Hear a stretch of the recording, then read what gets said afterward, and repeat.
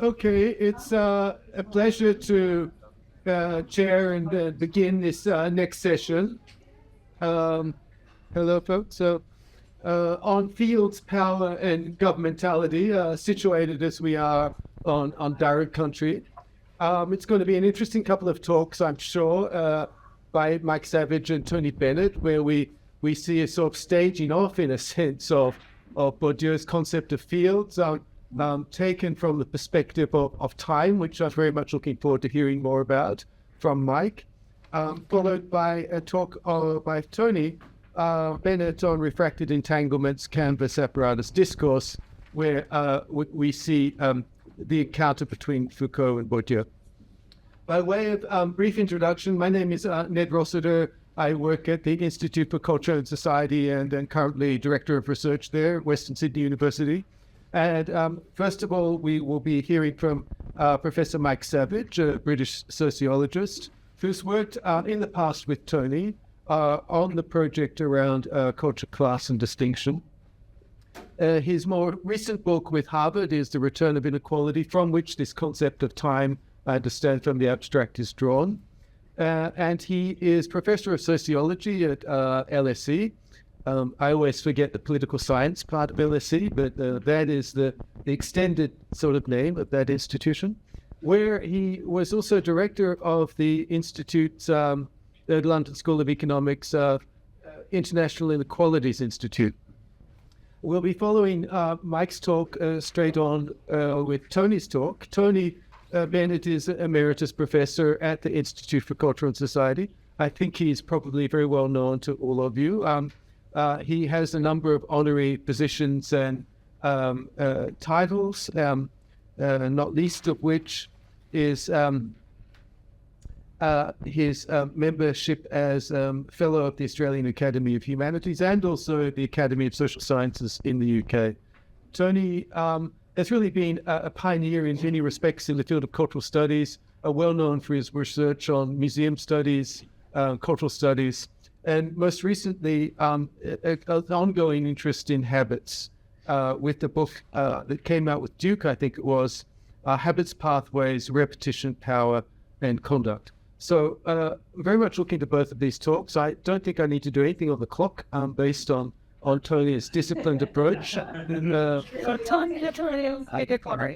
I guess, Mike, you're the potentially aberrant subject here.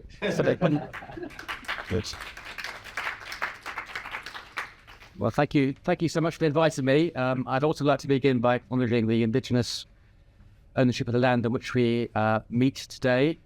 And I was very impressed and very affected by the first session. Without really planning this, I think some of the comments I'll be making actually are sort of in keeping with some of the themes of the first session, which again is quite interesting, perhaps.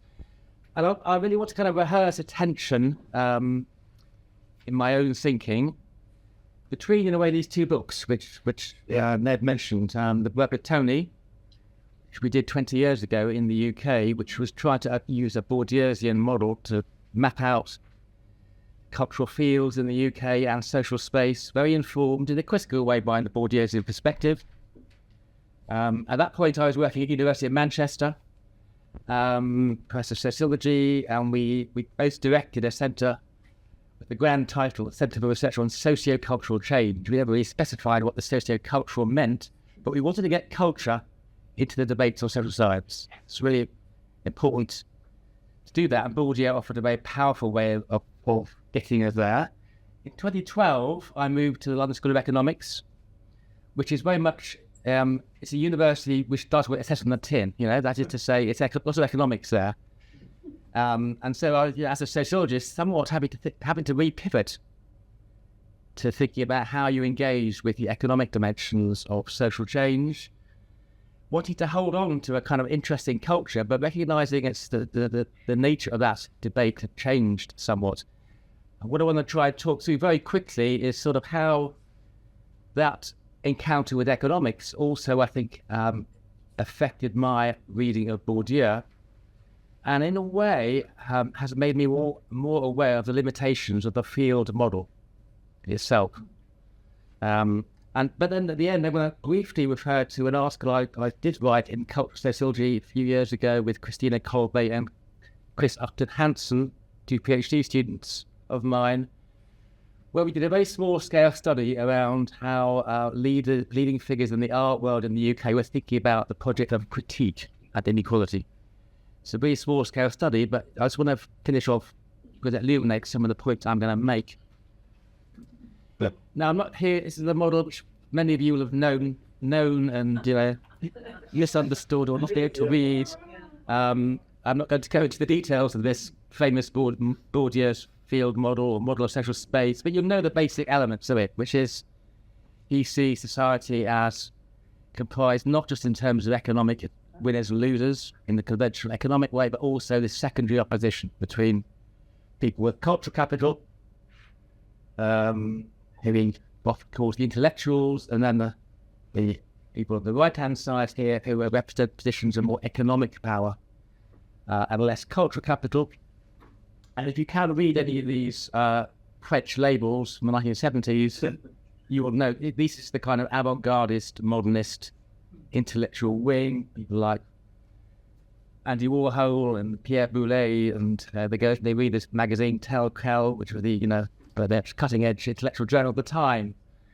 Now, this model, a very productive model for thinking about oppositions in social and cultural space, was the kind of model we tested out and revised in significant ways when we did the work on the UK. So here's an exemplification of where it kind of leads to when Bourdieu talks specifically around the cultural fields. This is actually about the literary fields rather than the visual arts field. But the basic thing which I really want to draw attention to is the way it makes us think about the tensions between the economic and the cultural. And in a way, it valorizes the notion of a kind of pure aesthetic, artistic arena, which needs to be kept at distance from the economic, because the economic is corrupting, it's correct its heteronymous interference with the law and logic, if you like, of the art field.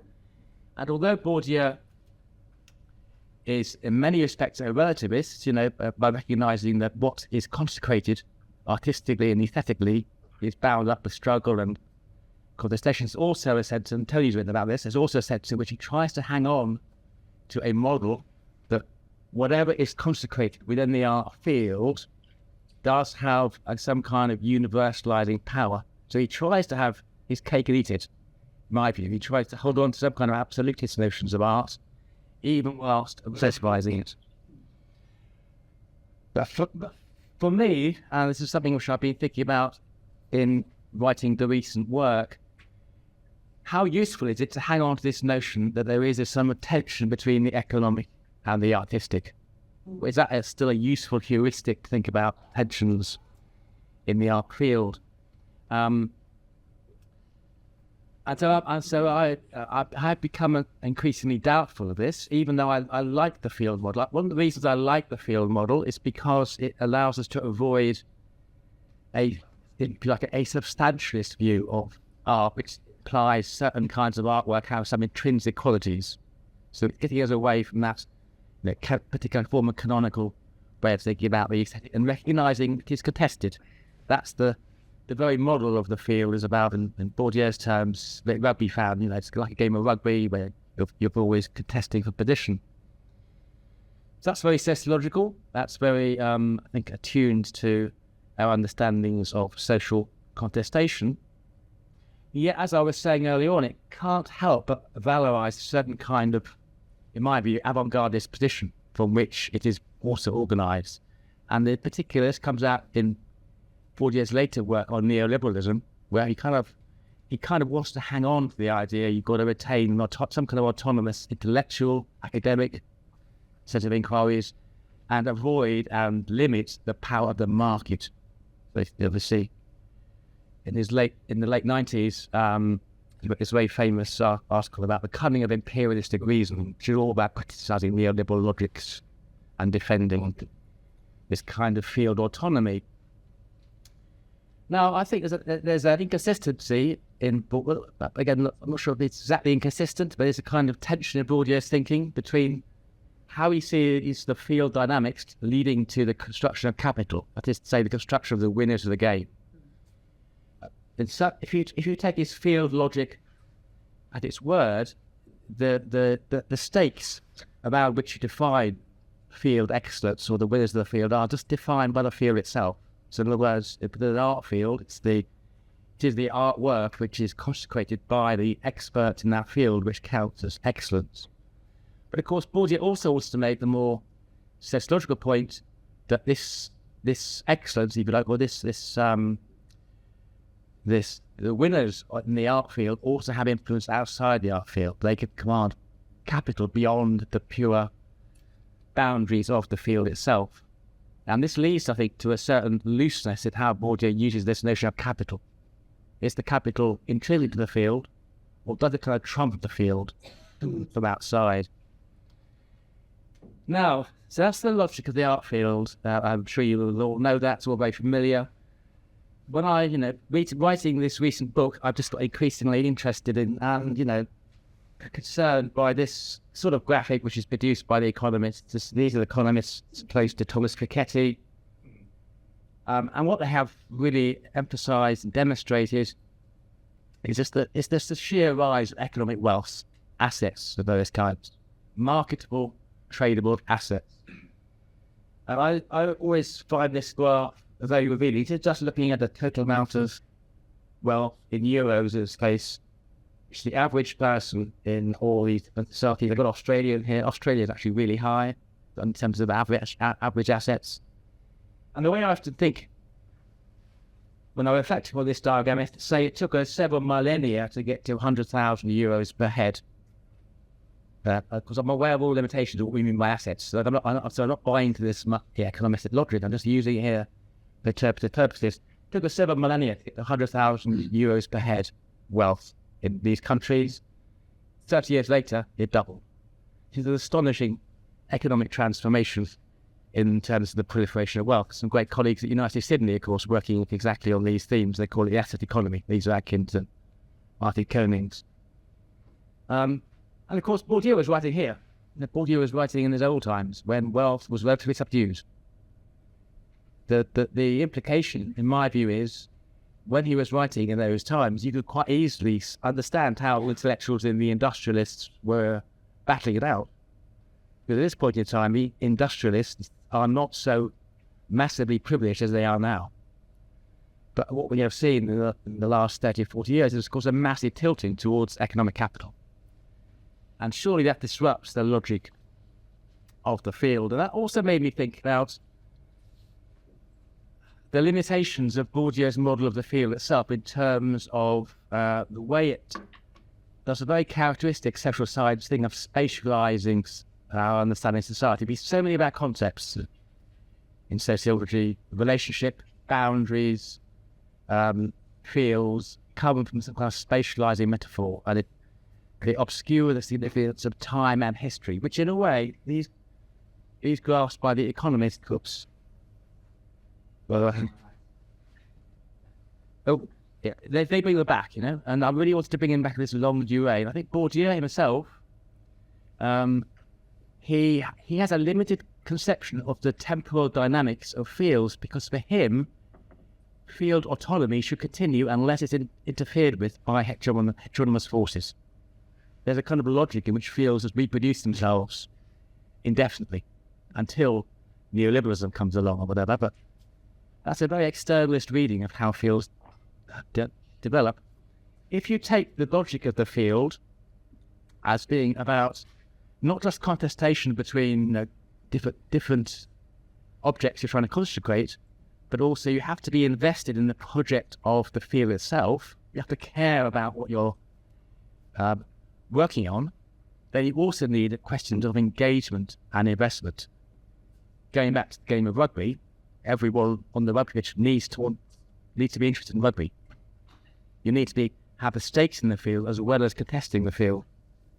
But Bourdieu tends to forget about this emotional investment point, in my view. It becomes very much a contested set of arguments.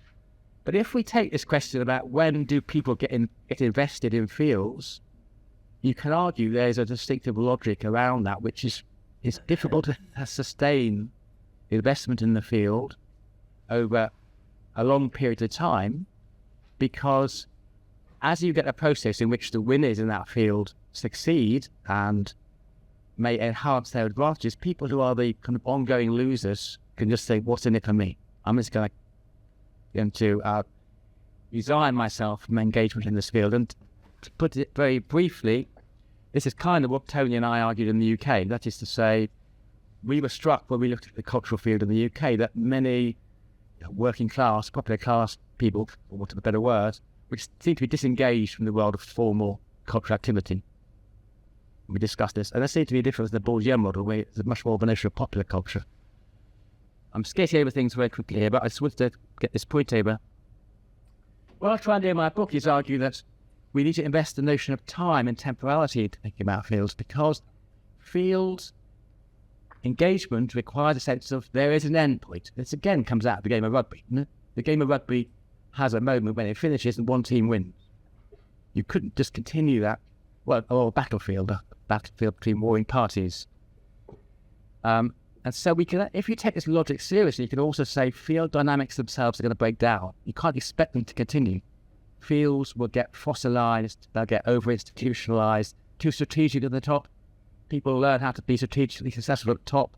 People at the bottom don't care anymore because what's in it for us? And you find the whole logic of the field fragmenting. So this is, and as I say, this really came out, I think, of the resonances of the UK work I did with Tony and Elizabeth Silver and Alan Ward, when we found, that there's, if you like, a kind of culturally omnivorous upper middle class, like a bit of everything really. The working class and dominated classes, to use a Bourdieu's own phrase, seem to be much less engaged with the formal world of cultural activity. And this is kind of where what I argue is happening in the book, really, that as we are seeing the rise of wealth, and as we are seeing the very wealthy pull away, we are seeing this model of social space beginning to collapse, really. And we're seeing a much more strung out and differentiated sort of social relationships. And we're also seeing more internal infighting amongst top people at top, without recognizing that vast numbers of people are not part of this this field discussion. But also,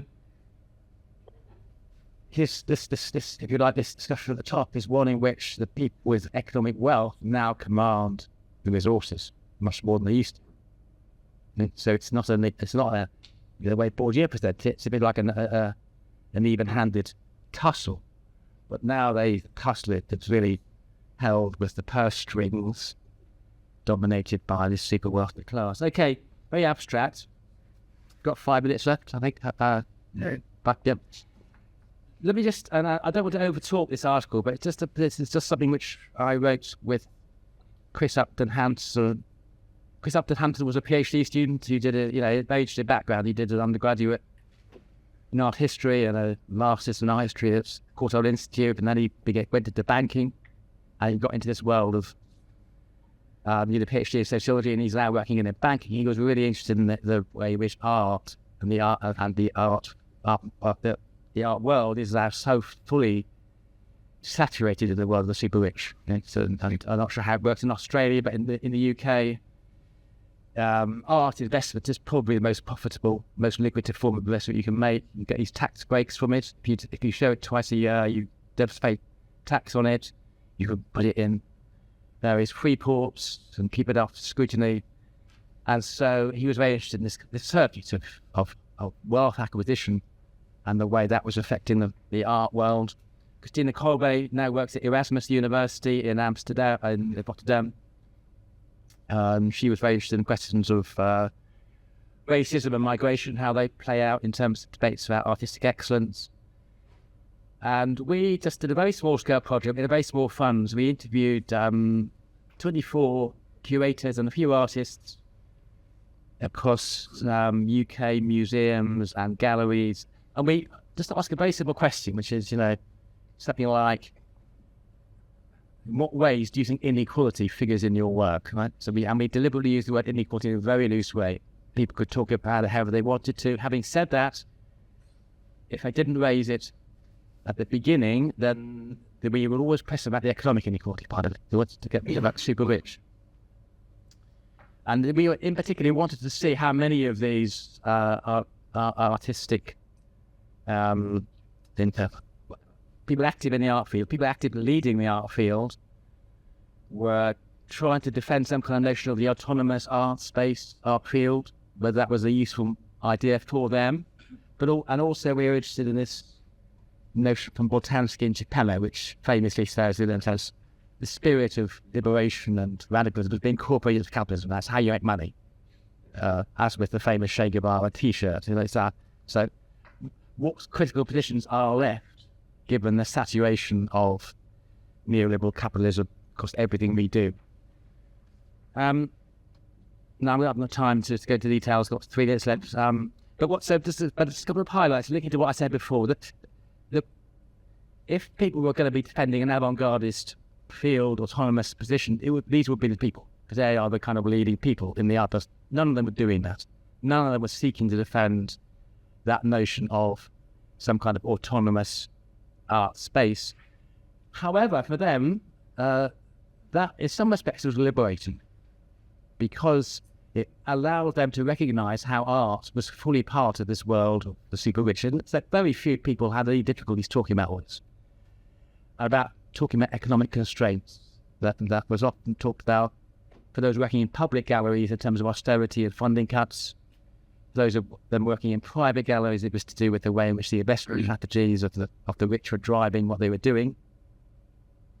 But actually, this wasn't allied to a sense of the universal pessimism, because it then allowed them to say, okay, we're in this space of money making, got to avoid that. Now we can kind of queer the terrain. We can now complicate it and say, aha, you're trying to defend a kind of accumulationist neoliberal logic, but we want to show how difficult that is, all the kind of problems you have in doing it. And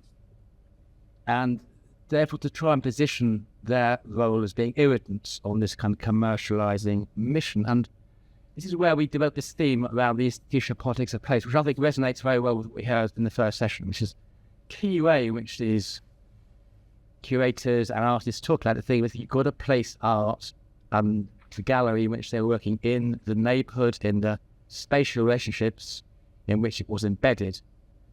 And that often came around to do with valuing the neighbourhood in which you work, thinking about the inclusion programmes you did, very much the debates around restitution and, where do artworks belong. This is absolutely, they all kind of signed up to versions of this argument. One of our colleagues, Lacey, was a trustee of the British Museum at the time, and she gave us access to several of the British Museum curators who talked a lot about this sort of issue, and therefore very sensitive and very aware about the way in which, rather than the kind of Bourdieu Kantian aesthetic, great work, great art is universalised, it's sort of floats above place. It was the opposite perspective, which is actually by locating art in place, you actually make it meaningful and you make it critical.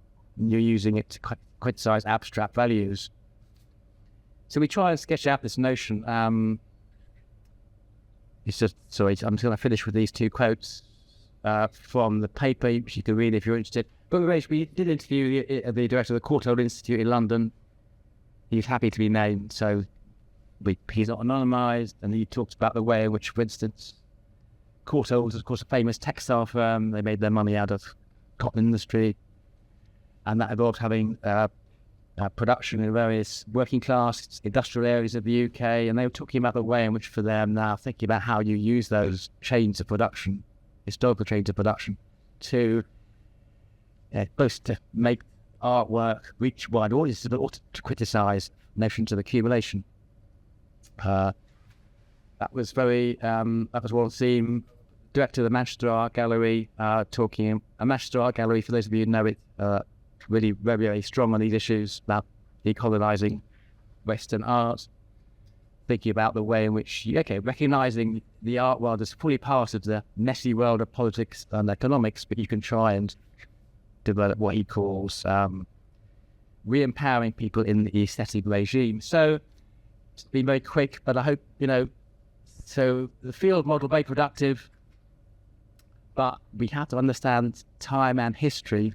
We are living in scary times with the rise of the super wealthy. The view from this very small scale study we did was really to say, the kind of the modernist opposition between intellectuals and industrials may not be productive these days, but we have alternative strategies to think critically about the role of art. I should just finally say, I'm not director anymore. I used to be director of the International Inequality Institute. I lead a theme of research around wealth. And we are planning to actually invest in some major research theme around art and inequality. So be delighted to talk to any of you about thinking about what possible collaborations with that in the future. Thank you. Sure.